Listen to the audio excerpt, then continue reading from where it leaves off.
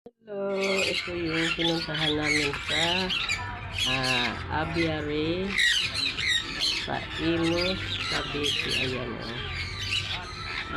Hindi, nakalimutan ko yung pangalan. Basta Imus ata yun. Imus Aviary. Ayan. Sa Imus, Cavite lang po ito. Ayan, ang dami pong ibon. Iba-ibang kulay. Lahi siya ng parrot. Ayan o.